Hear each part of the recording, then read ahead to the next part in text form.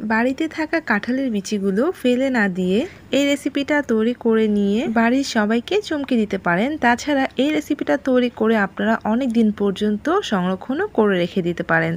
চলুন তাহলে দেখি কি তৈরি করেছি আর কতদিন পর্যন্ত সংরক্ষণ করে রেখে দিতে পারবো।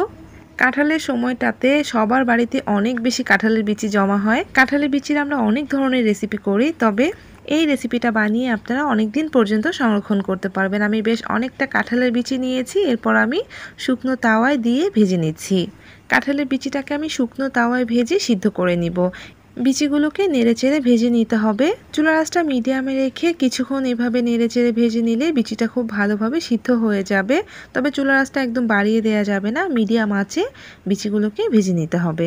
যখনই কাঁঠালের বিচিটা এরকম দেখা যাবে আর ভেঙে নিলে দেখবেন যে ভিতরটা সিদ্ধ হয়ে গিয়েছে, তখনই নামিয়ে নিতে হবে। আমি নামিয়ে একটা বোর্ডের মধ্যে ঢেলে নিচ্ছি। আর এই গরম গরম আমি বিচিগুলোকে কেটে নিব। আপনারা চাইলে এগুলোকে থেতো করে নিতে পারেন হ্যামার দিয়ে, তাহলে খুব সহজেই বিচির খোসাটা ছাড়িয়ে নেওয়া যায়। তবে আপনারা চাইলে এভাবে নাইফ দিয়ে কেটে নিয়েও বিচির খোসাটাকে ছাড়িয়ে নিতে পারেন। এটা কিন্তু আপনারা আপনাদের সুবিধা মতো করে নেবেন। যেভাবে আপনাদের সুবিধা হয় সেভাবে বিচির খোসাটাকে ঝটপট ছাড়িয়ে নিতে পারেন। আর আমি এভাবে কেটে নিয়ে ঝটপট ছাড়িয়ে নিচ্ছি। যেহেতু বিচিটাকে ভাজা হয়ে থাকে, খোসাটা এমনিও গায়ের উপর উঠে যায়, তাই খুব সহজে ছাড়িয়ে নেওয়া যায়। আর আমি এভাবে সবগুলো কাঁঠালের বিচি থেকে খোসা ছাড়িয়ে নিচ্ছি। আপনারা কিন্তু এগুলো আরও অনেক বেশি করে নিয়ে করতে পারেন। সবগুলো কাঁঠালের বিচির খোসা আমি ছাড়িয়ে নিয়েছি। এখন আমি এগুলোকে একটা ব্লেন্ডারের জারে ঢেলে নিচ্ছি। আমি আজকে আপনাদের অল্প করে তৈরি করে দেখাচ্ছি, তবে আপনারা যখন তৈরি করবেন অবশ্যই বেশি পরিমাণে তৈরি করবেন। এখন খুব ভালো করে গুঁড়ো করে নিচ্ছি।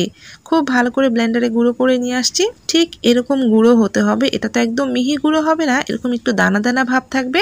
তবে যতটা সম্ভব গুঁড়ো করে নিতে হবে। আর এগুলোতে কোনো পানি টানি কিছু দেওয়া যাবে না, একদম ঝরঝরে করে গুঁড়ো করে নিতে হবে। এখন আমি গুঁড়োটাকে মেপে নিচ্ছি যেটা কতটুকু পরিমাণে হয়। প্রথমে আমি 1 কাপ মেজারমেন্টে পুরো ভরে 1 কাপ ঢেলে নিয়েছি। এরপর আমি আরও 1 কাপ ঢেলে নিয়েছি, মানে পুরো 2 কাপ পরিমাণে কাঁঠালের বিচির গুঁড়ো হয়েছে। মেপে নেওয়াতে চিনির পরিমাণ বা মিষ্টির পরিমাণটা সঠিকভাবে দেওয়া যাবে, তাই আমি 2 কাপ পরিমাণে মেপে নিয়েছি। আর চুলায় প্যান বসিয়ে দিয়ে এর মধ্যে আমি 1 কাপের একটু কম চিনি দিয়েছি। তবে আপনারা 2 কাপ গুঁড়োর জন্য অবশ্যই 1 কাপ চিনি ইউজ করবেন। আর আধা কাপ পরিমাণে পানি দিয়ে দিলাম। 1 কাপ চিনির জন্য অবশ্যই আধা কাপ পানি দিতে হবে, পানির পরিমাণ কিন্তু বেশি দেওয়া যাবে না। এখন চিনিটাকে বলক আসা পর্যন্ত জাল করে নিচ্ছি। আর চিনিটা বলক চলে এসেছে। আর চিনিটাকে আমি আঠালো হওয়া পর্যন্ত জাল করে নিব। শিরাটা যাতে বেশ ঘন হয়, পাতলা না থাকে, সেভাবেই জাল করে নিতে হবে। যদিও চিনির তুলনায় পানির পরিমাণ খুবই কম থাকে, তাই ঘন হতে খুব কম সময় লাগে। যখনই দেখবেন শিরাটা আঠালো হওয়া শুরু করেছে, সেই পর্যায়ে কিন্তু আর বেশি জাল দেওয়া যাবে না। যখনই হাতের মধ্যে ভাবে নিয়ে দেখবেন যে আঠালো মনে হচ্ছে, তখনই চুলার আঁচটাকে কমিয়ে দিয়ে গুঁড়ো করে রাখা কাঁঠালের বিচিটা দিয়ে দিতে হবে। আর দিয়ে দেওয়ার সাথে সাথে ভালোভাবে নেড়েচেড়ে নিতে হবে। খুব ভালো করে শিরার সাথে কাঁঠালের বিচিটাকে মিশিয়ে নিচ্ছি। আর বিচির গুঁড়াটা আঠালো না হওয়া পর্যন্ত জাল করতে হবে। এই ফাঁকে আমি দিয়েছি 1/3 কাপ নারকেলের গুঁড়া বা ড্রাই নারকেলটা রয়েছে সেটা ইউজ করেছি। আপনারা ড্রাই নারকেলটা ইউজ করার চেষ্টা করবেন, এতে করে অনেক দিন পর্যন্ত সংরক্ষণ করা যাবে। তবে আপনারা যদি অল্প দিনের জন্য সংরক্ষণ করতে চান, তাহলে আপনারা ফ্রেশ নারকেলটাও অ্যাড করতে পারেন। এখন খুব ভালো করে মিক্সড করে নিচ্ছি। আর যতক্ষণ না এরকম আঠালো হচ্ছে আর এগুলো একটা জায়গায় জড়ো করে নেওয়া যাচ্ছে, ততক্ষণ পর্যন্তই কিন্তু জাল করতে হবে। দেখেন একটা জায়গায় কিন্তু সবটা জড়ো হয়ে আসছে। আর অনবরত নেড়েচেড়ে দিতে হবে। এভাবে জড়ো হয়ে আসলে বুঝতে পারবেন যে এগুলোকে সহজেই গড়িয়ে নেওয়া যাবে। ঝরঝরে হলে কিন্তু গড়িয়ে নেওয়া যাবে না। যখন এরকম আঠালো হয়ে যাবে, চুলা থেকে নামিয়ে নিতে হবে। এদিকে আমি কিছু শুকনো নারকেলের গুঁড়া নিয়ে নিয়েছি আর তৈরি করে নেওয়া বিচির পুরটা নামিয়ে নিয়ে এসেছি। আর গরম অবস্থাতে কিন্তু এগুলোকে গড়িয়ে নিতে হবে। আমি 1 টেবিল চামচের যে চামচটা রয়েছে সেটা দিয়ে মেপে মেপে 2 হাতের সাহায্যে গোল গোল লাড্ডু তৈরি করে নিচ্ছি। আর অবশ্যই এগুলো গরম থাকা অবস্থাতেই করতে হবে। ঠান্ডা হয়ে গেলে কিন্তু জড়ো লাগতে যাবে না, এরকম গোল শেপ হতে যাবে না। তাই অবশ্যই গরম থাকা অবস্থাতেই আপনাদেরকে এভাবে গড়িয়ে নিতে হবে। তবে গরমটা অতিরিক্ত হলে আপনারা হালকা একটু ঠান্ডা করে নিতে পারেন, তবে বেশি ঠান্ডা করা যাবে না। গরম থাকা অবস্থায় কিন্তু এগুলোকে গড়িয়ে নিতে হবে। আমি 2 হাতের সাহায্যে গোল গোল লাড্ডু তৈরি করে নিচ্ছি। আর এগুলো কতটা পারফেক্ট হয়েছে নিশ্চয়ই দেখেই বুঝতে পারছেন। এগুলো কিন্তু মোটেও ভেঙে যাবে না, কতটা সফট হয়েছে।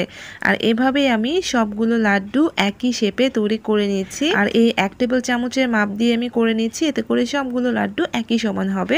আপনারা আপনাদের হাতের কাছে যে কোনো কিছু দিয়েই মেপে মেপে এগুলো তৈরি করে নিতে পারেন। আমি সবগুলো লাড্ডু এভাবে গড়িয়ে নিয়েছি, দেখতে পাচ্ছেন এটা কতটা ইয়ামি লাগছে। আর গড়িয়ে নেওয়ার পরে এগুলোকে আমি সেই শুকনো নারকেলের গুঁড়োর মধ্যে গড়িয়ে নিচ্ছি। এভাবে গড়িয়ে নিলে দেখতেও ভালো লাগে আর এর ফ্লেভারটা অনেক বেশি ভালো লাগে। শুকনো নারকেল ইউজ করাতে এগুলোকে আপনারা অনেক দিন পর্যন্ত সংরক্ষণ করতে পারবেন। আর যদি আপনারা ফ্রেশ নারকেল ইউজ করেন তাহলে সংরক্ষণটা একটু কম দিন করলেই হবে। এগুলো কিন্তু খেতেও ভীষণ মজা, নারকেলের একটা দারুণ ফ্লেভার রয়েছে। আর কাঁঠালের বিচি ভেজে নেওয়ার পরেও কিন্তু এর একটা দারুণ ফ্লেভার হয়। আর এভাবে আমি সবগুলোকে নারকেলের মধ্যে গড়িয়ে নিয়েছি। আমি আজ আপনাদেরকে অল্প করে তৈরি করে দেখিয়েছি, পরবর্তীতে অনেকগুলো তৈরি করে নিব, কারণ এগুলো খেতে অনেক বেশি মজা। আর যেহেতু অনেক দিন পর্যন্ত সংরক্ষণ করে নেওয়া যায়, তাই কাঁঠালের বিচি ফেলে না দিয়ে অনেক বেশি করে এই মিষ্টি লাড্ডুগুলো তৈরি করে নিব। আর কাঁঠালের বিচির কত পুষ্টিগুণ সেটা নিশ্চয়ই আপনারা জানেন। বাচ্চারা খেতে কিন্তু ভীষণ পছন্দ করবে, বাচ্চা কেন, বাচ্চা থেকে বড় সবাই খেতে অনেক পছন্দ করবে। ভিতরটা কিন্তু অনেক সফট হয়ে থাকে আর খেতেও অনেক বেশি মজা। আশা করছি আমার এই কাঁঠালের বিচির লাড্ডু আপনাদের ভালো লাগবে।